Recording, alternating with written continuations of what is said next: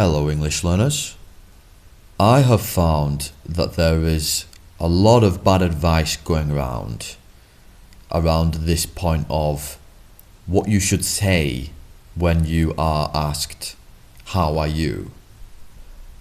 So the first thing I will say is any advice that says you must not be honest if you're not doing fine, that you must say you're fine, or that it's not really a question, they don't really mean it as a question, or all of those things, ignore that.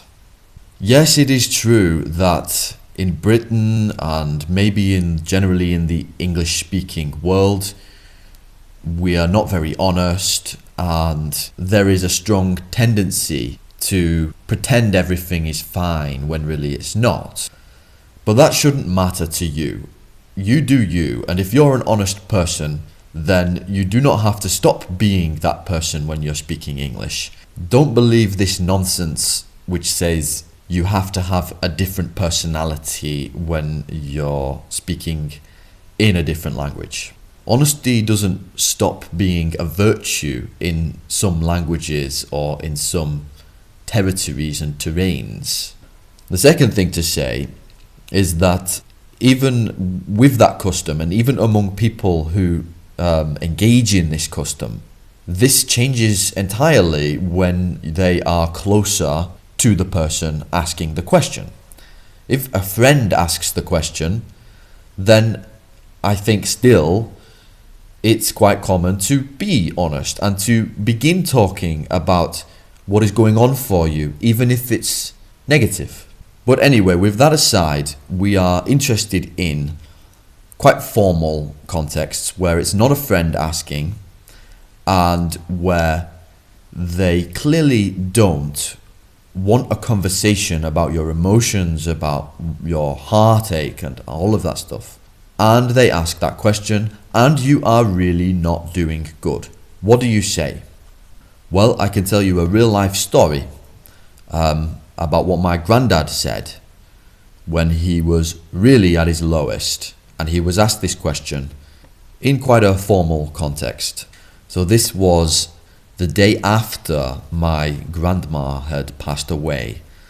And we were at my granddad's house. And funeral arrangements and that kind of thing were already ongoing. And my granddad gets a phone call from some guy who was connected to funeral arrangements.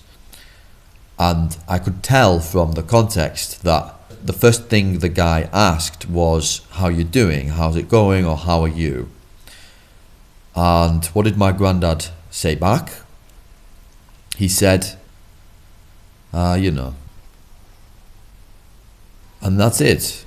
So that's the lowest one. That's, you know. And even if they don't know anything about your situation, well, actually they do. It's kind of like, you know how it can be. You know what the human condition can be like, I'm sure, you know. So, you know, really covers that whole bottom layer.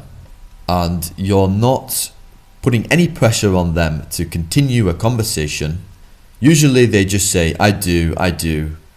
And then it's fine. It's over, it's finished. And there's no awkwardness, there's no confusion.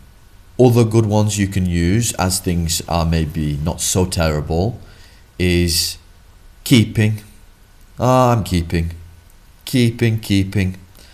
This is kind of like keeping yourself together. This means somehow that you're not at the acute stage of life falling apart. So keeping is a good one as well. There's also not too bad. So this is also kind of like saying, I'm not so bad that I'm about to beg you for help, or something like that. So, and remember intonation. Intonation is also important. Intonation can modulate how well you're doing. For example, not too bad is not as good. And then a little bit better is not too bad. I think also that people outside of Britain have misconceptions about what British people are like based on the British people they see on TV, which are upper class morons. Go and listen to some of Amy Winehouse's interviews, for example. She's the antithesis of this. And there you will see brutal honesty in interviews, which is very, very refreshing. And you know, if Amy Winehouse got asked, "How are you?" and she wasn't doing well, which, let's be fair, she rarely was, then she would say probably something like, "I'm doing shit, babe." And having grown up in Britain, I can tell you that that is actually not an unusual British style of communication, a British character type. This brutal honesty, addressing the elephant in the room, and upsetting this fakery of everything's fine. So in conclusion, be yourself, no matter how you think other people will be, and more often than not, there will be like-minded people who you will resonate with. See you later.